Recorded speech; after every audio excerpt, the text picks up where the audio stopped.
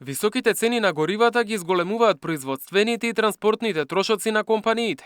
Председателот на Сојузот на стопански комори вели дека просторот за реакција е се помал, поради нестабилната геополитичка состојба и честите осцилации на светските берзи.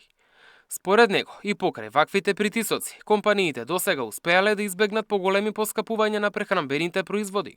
Во услови на постојана дисторзија, имате ден каде што се спушта цената до 70 евра по барел нафта. Наредниот ден повторно има силен конфликт, веднаш реагираат берзите, се работи за една многу динамична ситуација во која што не може да ги предвидиме следните чекори.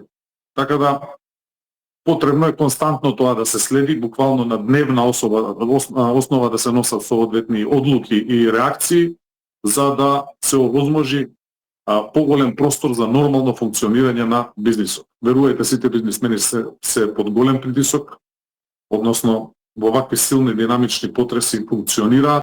Ѓорѓиевски предлага таргетирана помош за најранливите категории граѓани. Вели најпрво треба прецизно да се утврдат категориите, а потоа поддршката да биде насочена директно кон нив, преку ваучери или социјални картички. Тогаш може да се влијае во однос на даден сегмент и ваучери кои што би купиле соодветен дел од прехранбените производи кои што ќе бидат со најниски цени, а не сега ние сите производи ајде да ги намалуваме да бидат најниска можна цена, што е несериозен приод затоа што се тешко се погодува бизнисот. А не се согласувам дека треба да се удри целата индустрија да имаат пониски цени во услови кога даден сегмент од населението немаат никакви проблеми да си ги платат производите со полна цена.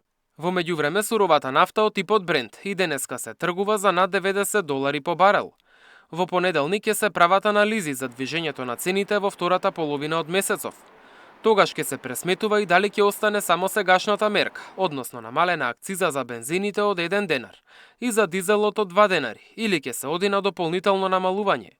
Опција е испуштање на ДДВ-то. Регулаторна ќе носи цена во вторник затоа што понеделник е неработен ден. Со моменталните цени, Македонија е втора земја во регионот со најевтин бензин, а прва заедно со Босна и Херцеговина, со најниска цена на дизелот. Од СДСМ пак предупредуваат дека граѓаните ги очекува тешка есен. Според опозицијската партија, најголем удар врз семејните буџети ќе има во септември, кога покрај редовните трошоци ќе започнат и подготовките за новата учебна година. Мартин Арсов, Сител телевизија.